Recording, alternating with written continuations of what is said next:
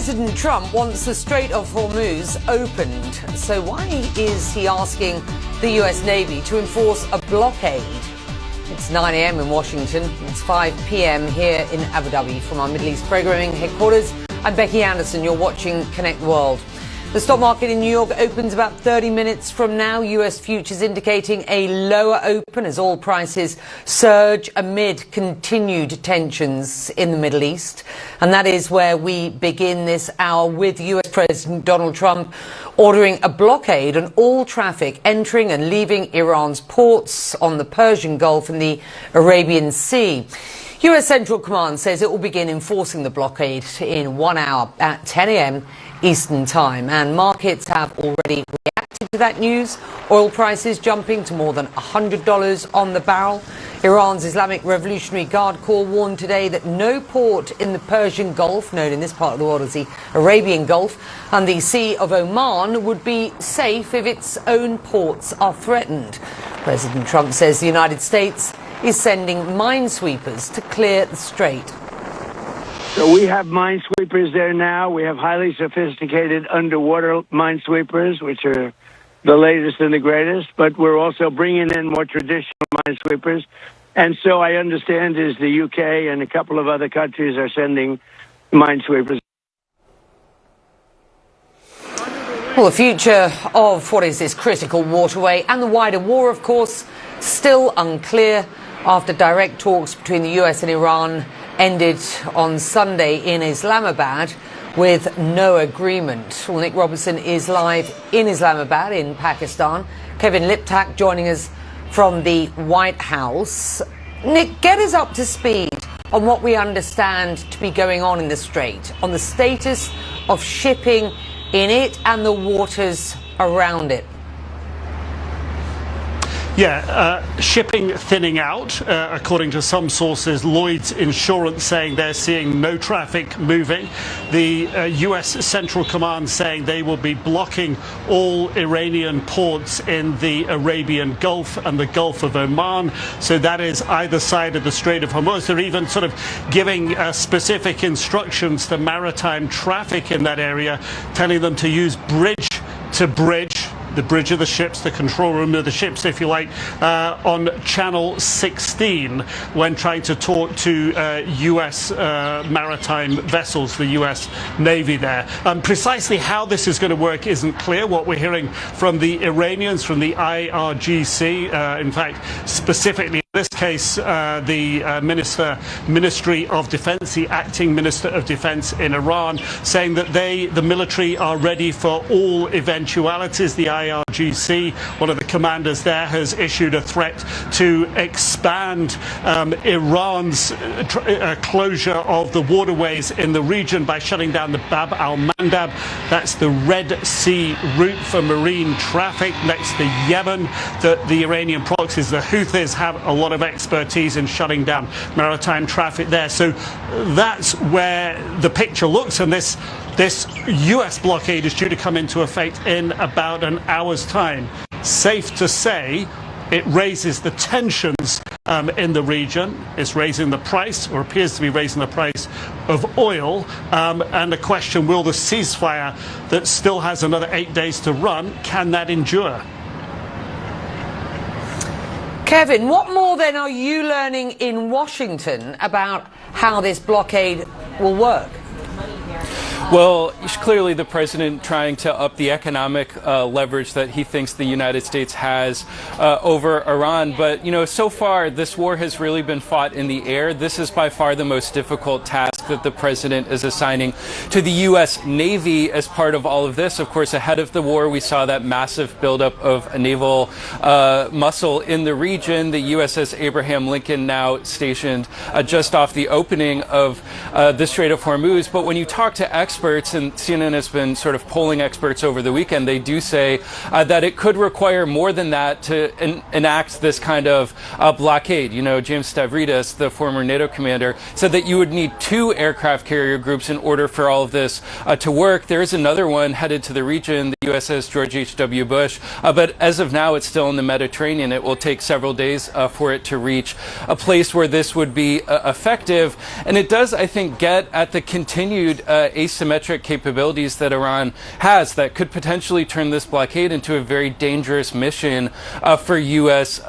Naval assets. You know, they continue to have missile capabilities, drone capabilities, small boats that could carry them out, potentially attack destroyers who are working to enforce the president's blockade here. So the success of this is not determined in any way. And remember, also, President Trump has expanded this out. It's not just a blockade of Iranian ports. It's also the president suggesting that he will go after any tankers that have paid a toll to transit the strait in international waters. And so this could be an enormous undertaking for the president. You know, one expert says that 2 destroyers in the Gulf could potentially board as many as 6 naval vessels a day. When the strait was operating at full capacity, 130 ships were passing through. And so it will require an enormous amount of naval capability on the part of the United States in order to make this work.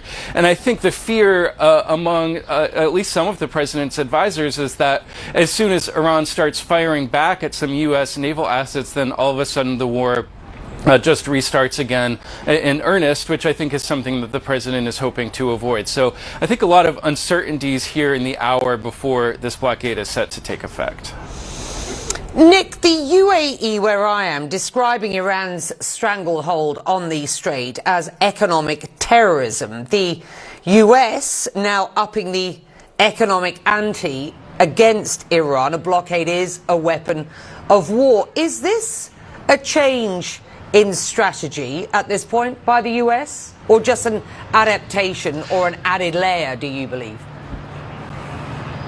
Look, it was really interesting being here and listening to what J.D. Vance, the Vice President, said when the talks broke up over the weekend, specifically talking in terms of a sort of a business language deal, saying that the U.S. has made its final and best offer. So in that context, there is a sort of a deadline here, if you will, a ceasefire expiration in about 8 days. So is the implication of the president that is working towards that deadline, that is going to come back and see if Iran give them an opportunity with this additional pressure to meet the U.S. demands before that deadline?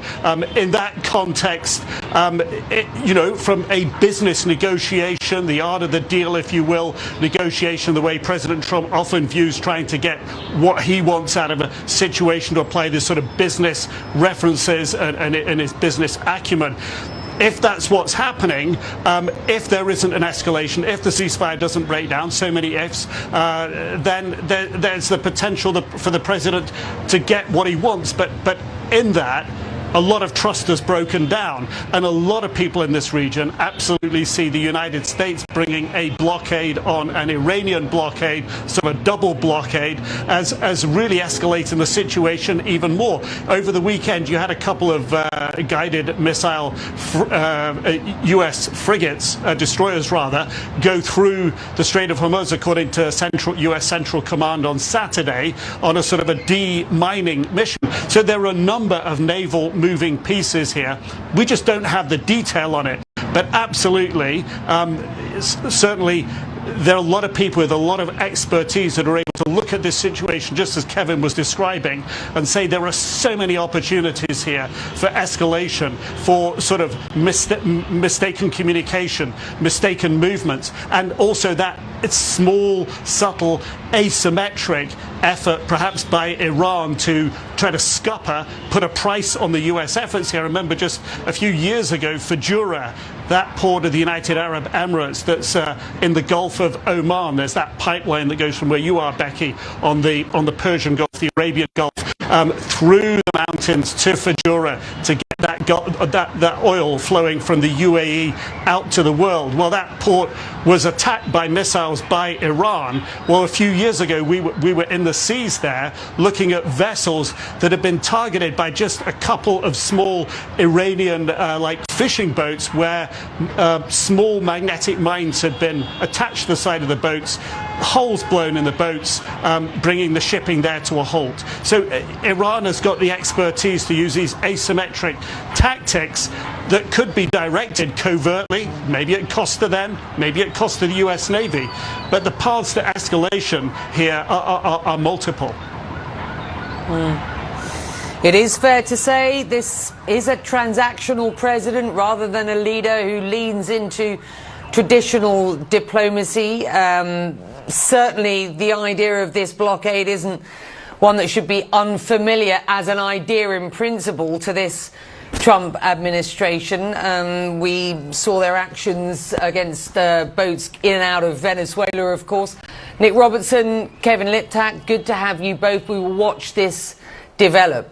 10 a.m. Eastern Time, just under an hour from now, is what CENTCOM tells us is the deadline for that blockade to begin. Well, in the lead up to direct talks between Israel and Lebanon on Tuesday, Lebanese media reporting Israel is continuing to carry out deadly attacks in the south of its country. Lebanese health authorities say more than 2,000 people have been killed in Lebanon during this war. More than 6,500 have been wounded.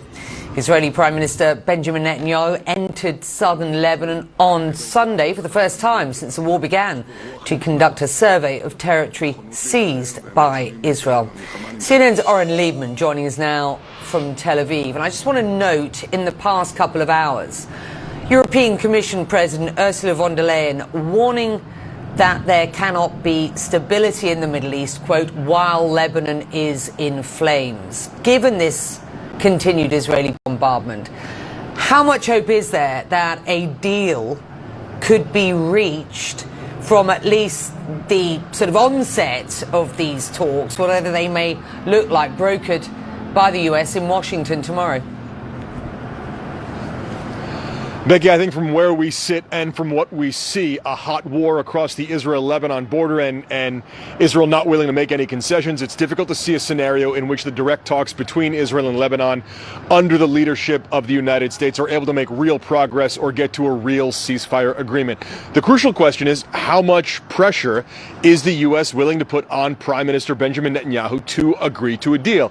Netanyahu has tried to lay out what are his red lines for a deal. He wants to make sure that any agreement includes a disarmament of Hezbollah, as well as what he called a real peace agreement that would hold for generations.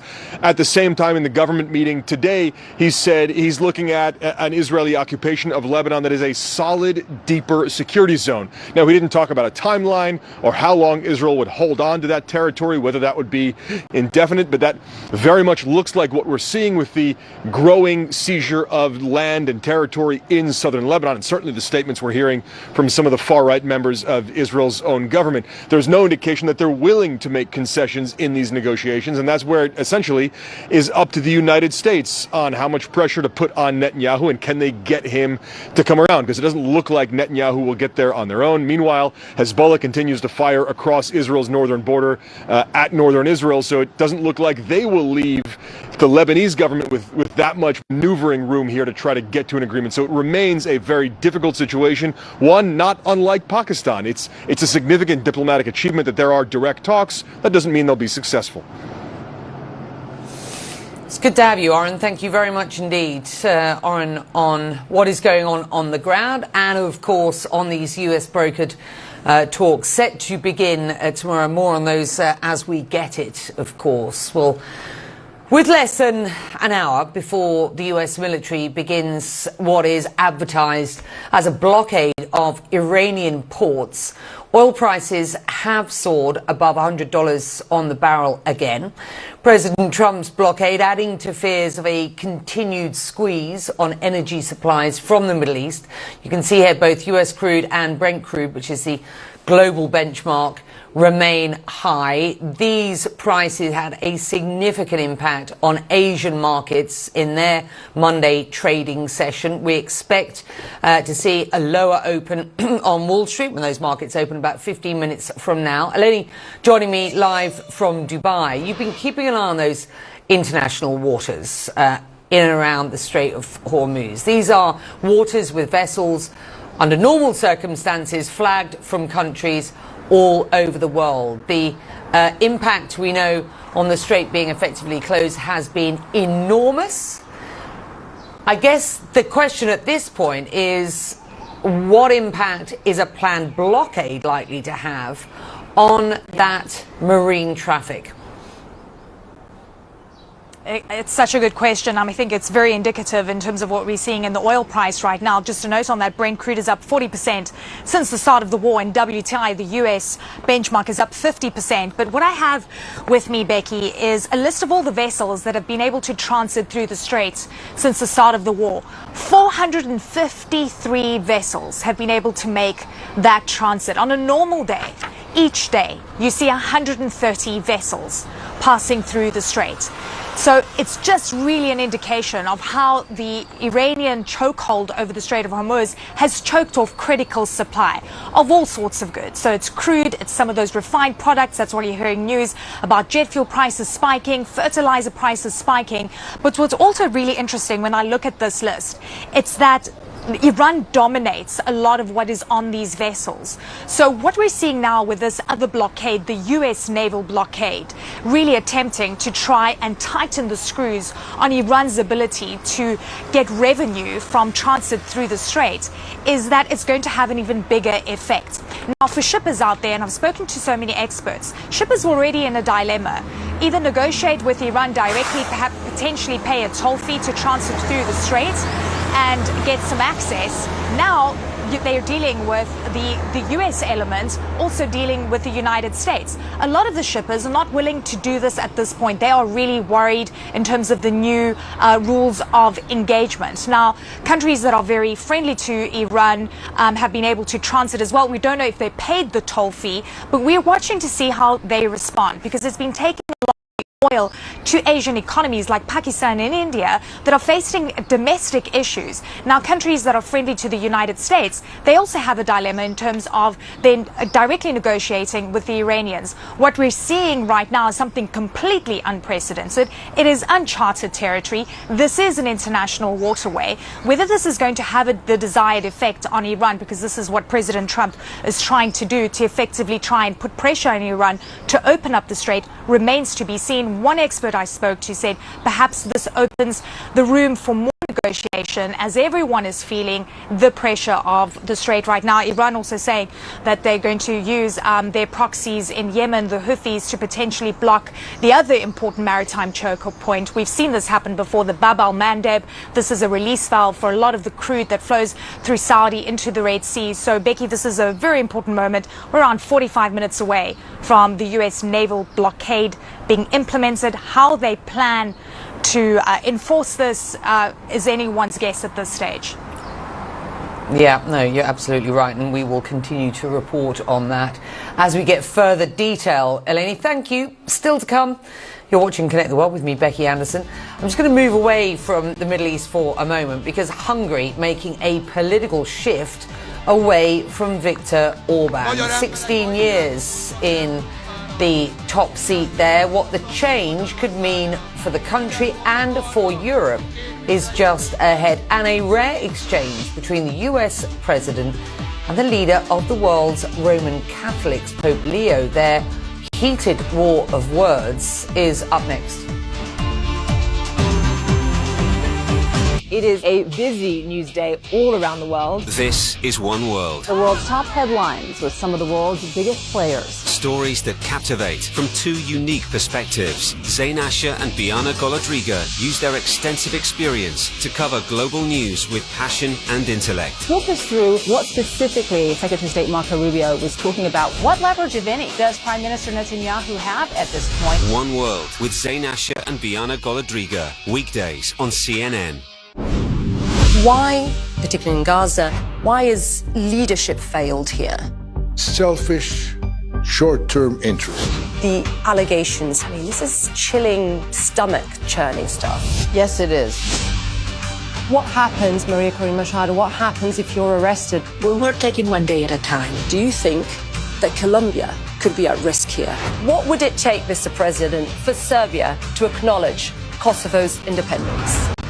And it is here, on these grounds, since Square that his funeral will be held. This is what 18 months of war has done to the children of Gaza.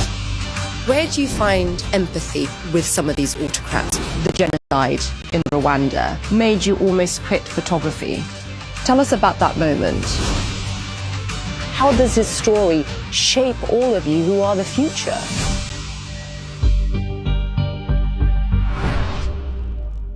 CNN World Sport. Non-stop action year-round. I have a lot of things to give to the football. All the major events. I love where the game is going right now. What does it take for me to be even better? And tournaments. Emotions sometimes are impossible to control. The latest highlights. Women's sport is having a moment that it should have always had. And exclusive interviews with your favorite coaches and players. We're going to keep this thing rolling. You rock.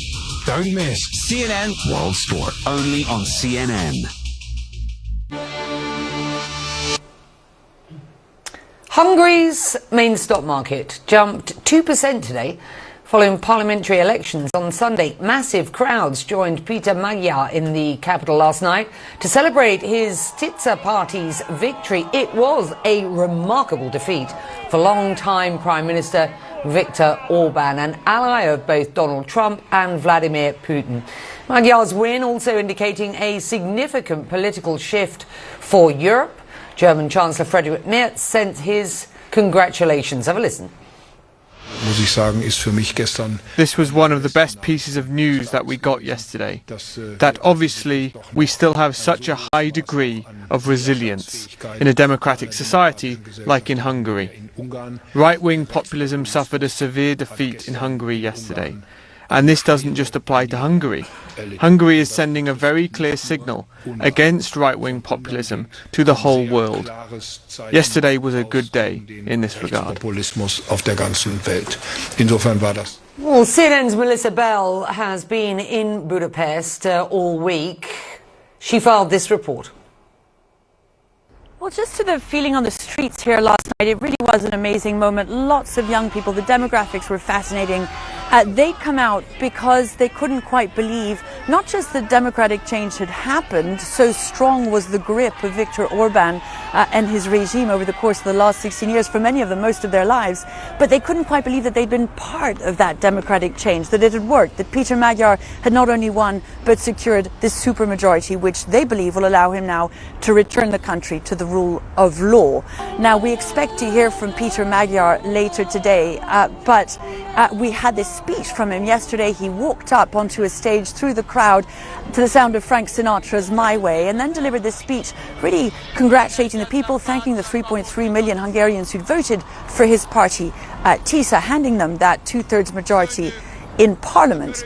And he said that this had been a victory for Hungary, not just a small one, but a very large one. And really the enthusiasm that we heard here yesterday really reflected that. And one of the interesting things over the course of the last week has been following this, trying to get to people to speak to us in Hungarian or in English these last few days about Viktor Orban and his government and the election. A lot of people very reticent, really giving you the impression that they did feel they were living under a sort of an authoritarian regime rather than a democracy. Last night that changed very suddenly, and they could not tell us enough of their joy, their feelings, their enthusiasm, their hope for the future, and the fact that many of them believe that this is nothing short of a revolution, certainly from the point of view of their young lives.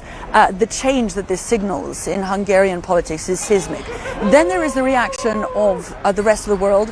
European leaders really lining up very quickly to congratulate Peter Magyar, hoping that this is a signal that Hungary will return to the European fold, which would transform Europe's ability to do things like help Ukraine, vote against Russian interests, vote for its own.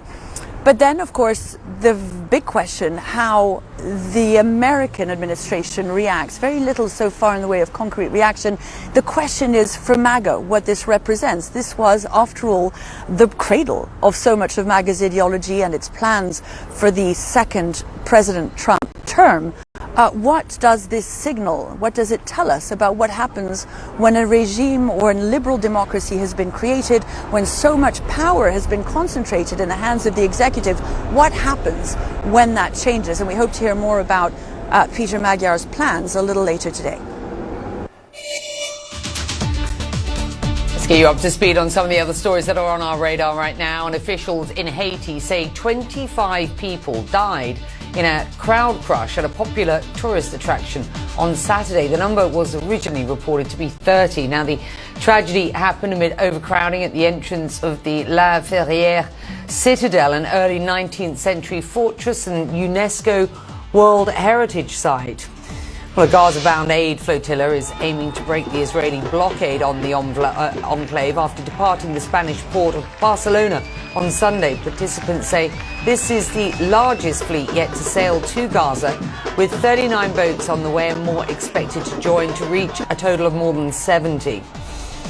Well, Democratic U.S. House Representative Eric Swalwell has withdrawn from the California governor's race as he faces numerous allegations of sexual misconduct. Now, this comes days after CNN and the San Francisco Chronicle published separate reports in which women accused him of sexual misconduct, including rape in one case. Well, with a failure to reach a lasting ceasefire agreement on Iran and a new U.S. blockade scheduled to start today, the global fuel crunch not getting any relief, and European nations trying to ease the pain for consumers.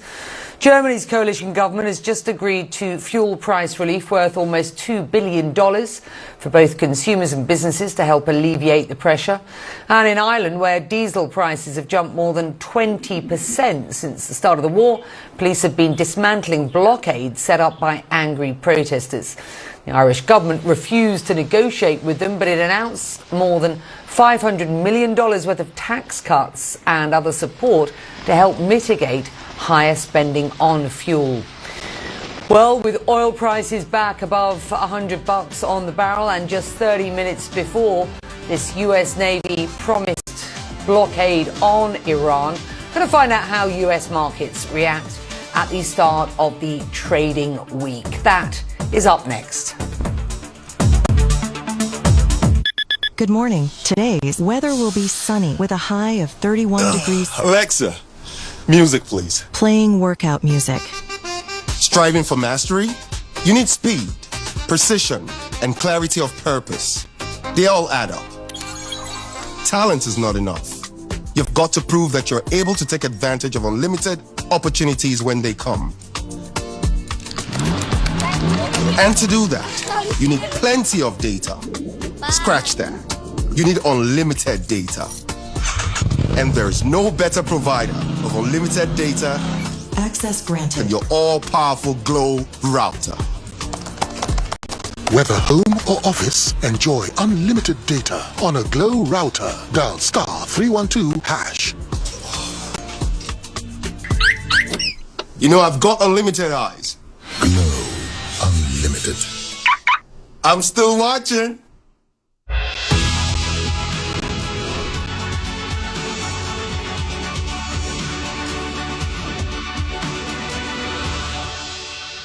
Greenland actually issued a pamphlet, instructions for people what to do in a time of crisis. But President Trump now says that he has to own Greenland. He says he's going to get everything at no cost.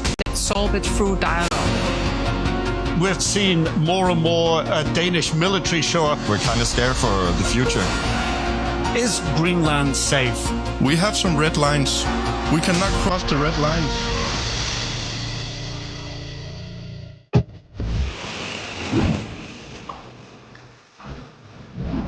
When you travel the world, make sure the world travels with you.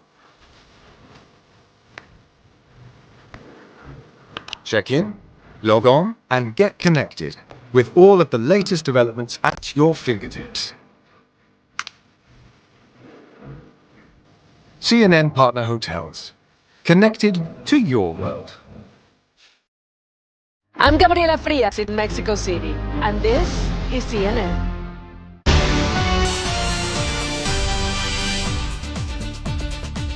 Welcome back. I'm Becky Anderson in Abu Dhabi. You're watching Connect the World from our Middle East programming headquarters here. These are your headlines. Next hour, U.S. Central Command says it will begin enforcing President Trump's blockade on all traffic entering and leaving Iranian ports. Now, the president says the U.S. will also intercept any ship that has paid a toll to Tehran for passage through the Strait of Hormuz. European Commission President Ursula von der Leyen warning that there cannot be stability in the Middle East, quote, while Lebanon is in flames.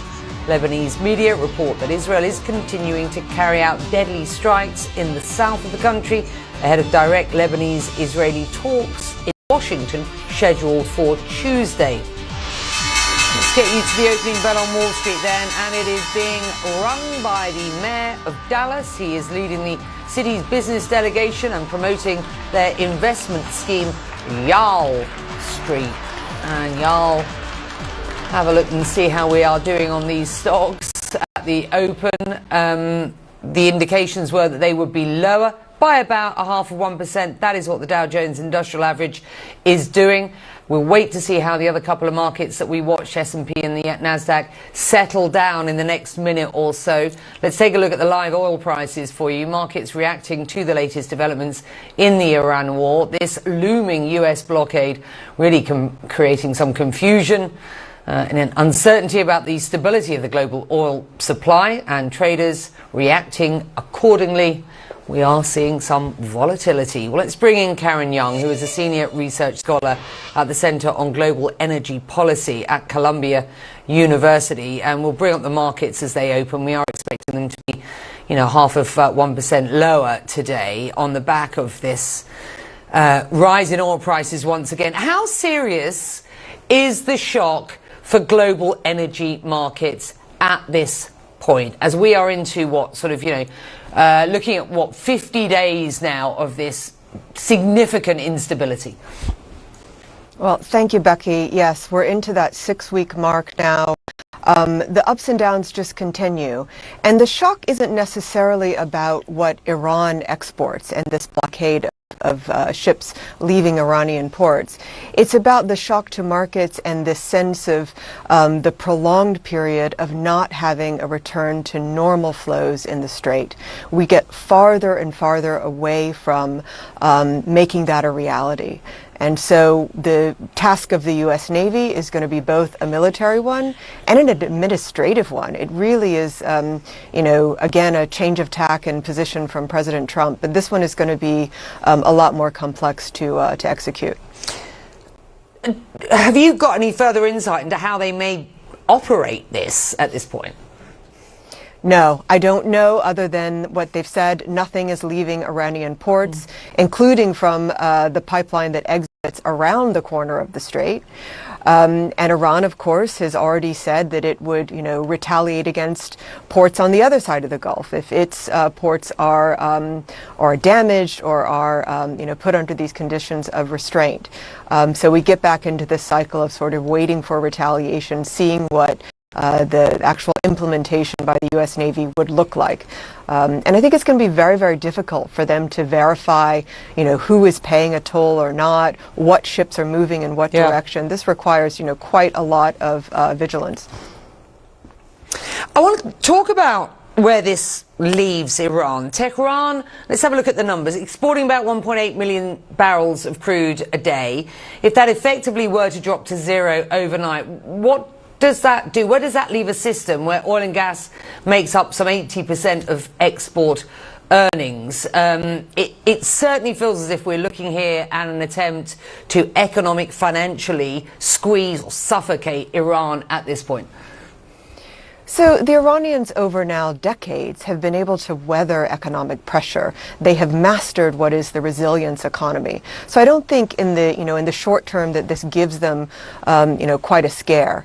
But it does and potentially could do large damage to their oil production. If they have to shut in production, that could do lasting damage to these wells for the future. And it also creates this impending deficit that we have in global oil supply. We've had the luck of the diversions that are through the Saudi pipeline, through the Emirati pipeline, and Iranian flows were part of that kind of continuation of flows, so to speak, from the Gulf, not diverted, but still continuing to go through the Strait. So absent that, in what was a 7 million barrel a day deficit of crude and 4 million deficit of product, minus those Iranian barrels. And Iran doesn't just export crude. It actually has a pretty vital product, refined and petrochemical exports. So those are going to be hitting, I think, a lot of consumers, many in Asia, the hardest. Good to have you. I want to have you back. I'm running out of time here and I've got to take a break. But it's important insight and analysis, and I know you've got a really deep understanding of the region where I am, so perhaps we'll have you back later on in the week as we work out how this scheme will work and what sort of mitigation sort of strategies we are seeing in this region, and whether you think those are sort of, you know, good long term, as it were. I'm fascinated to get your thoughts on that as well. Thank you, Karen, for the time being. Pope Leo pushing back against criticism from US President Trump, saying he has no fear of the Trump administration. The first American Pope has been increasingly vocal about his opposition to the war with Iran and has condemned Donald Trump's threats against the people of the country as, quote, totally unacceptable. On Sunday, the president attacked the leader of the world's Roman Catholics in a social media post and later doubled down on that message to reporters. Have a listen. I don't like it. I'm not a big fan of Pope Leo. He's a very liberal person, and he's a man that doesn't believe in stopping crime. He's a man that doesn't think that we should be toying with a country that wants a nuclear weapon so they can blow up the world. I'm not a fan of Pope Leo. Well, CNN's Vatican correspondent Christopher Lamb travelling with the Pontiff, joining us now from Algeria, which of course, Christopher, is the first stop on a four-nation tour of Africa. You were on board the plane where the Pope has been defending his stance on Iran, or certainly been questioned about it, and speaking out about President Trump's attacks. Just explain his response and his narrative, if you will. Well, Becky, we were on the back of the plane with the Pope travelling to Algeria today, and as he always does, came to greet journalists individually. And of course, given President Trump's remarks, he was asked by a number of reporters for a response. And the narrative that he gave was quite simple, that he doesn't see himself as a politician. He doesn't want to get into a tit-for-tat back and forth with President Trump, but neither will he be intimidated by the president, nor will he stop speaking out against war and in favour of peace and building bridges. And this is some of what he had to say on board the plane. The message of the church, my message, the message of the gospel, blessed are the peacemakers. I do not look at my role as being a politician. I don't want to get into a debate with him. I don't think that the message of the gospel is meant to be abused in the way that some people are doing. And I will continue to speak out loudly against war. But it is quite extraordinary, Becky, that we have this first American Pope standing in such stark contrast to the US President. A clash between the President and the Pope. It really is almost unprecedented. And I think we're going to see Leo continuing to speak out. He's going to continue to do that whilst he's here in Algeria, which of course is a Muslim majority country. He's already said today that he comes as a messenger of peace and that he's concerned about violations of international law. So I don't think Leo is going to back down, and I think this contrast between the first US Pope and the US President is really quite stark and striking, and Pope Leo standing really as a diplomatic and spiritual counterweight to the President of the United States. Becky. As you say, Christopher, this is the start of a marathon trip across the African continent. We are likely to hear more as you work through that trip with him. For the time being, really appreciate it. Thank you very much indeed. Christopher Lamb in the house. Well, it wasn't always pretty.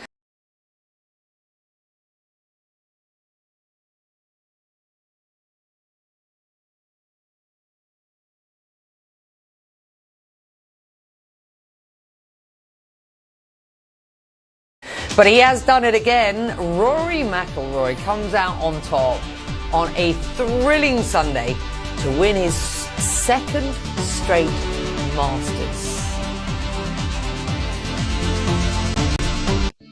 We're on Bioko Island, Equatorial Guinea, and hopefully going to catch sight of one of the world's most elusive primates, the drill monkey. I've been working on Bioko for about 15 years. While I was here working on leatherback sea turtles, I discovered that there was a species of primate that was going extinct that no one had ever filmed before. It's the drill monkey. There's only about 3,000 left in the wild. So we're in the scientific reserve on southern Bioko, and this is really one of the last strongholds for the drills. Being in the forest is like going back in time. It's being in a place that is untouched by man and is truly wild.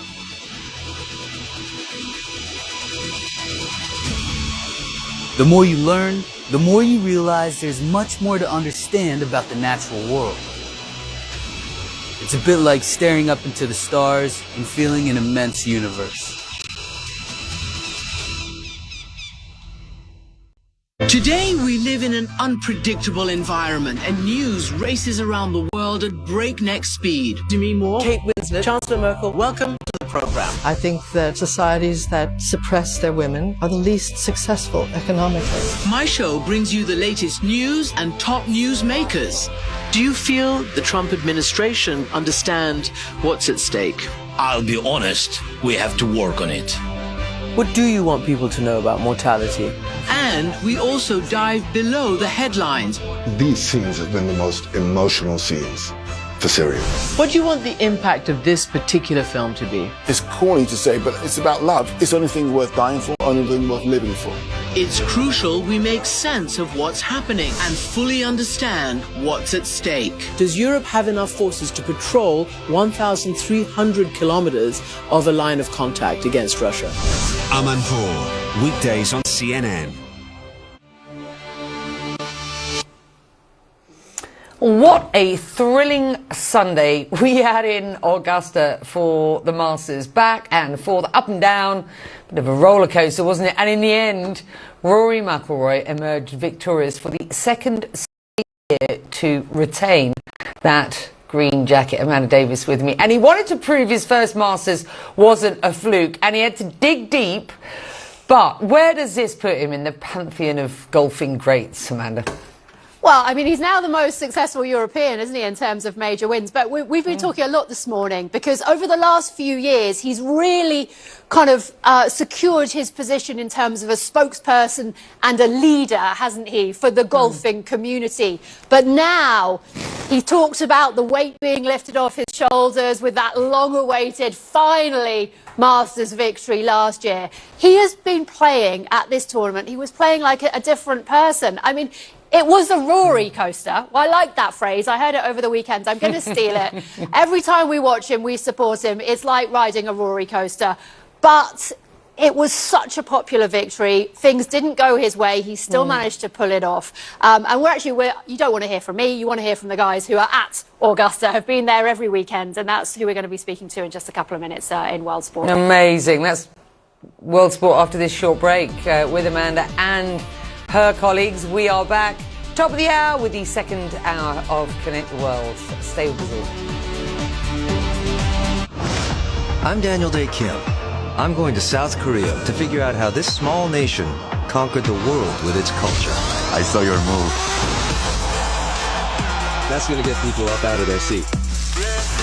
Tuck it out. That's savage. They're making Asians look really cool. Join me and meet the artists and creators behind the phenomenon. Okay, everything premieres May 9th on CNN in association with Hyundai. In every corner of Africa,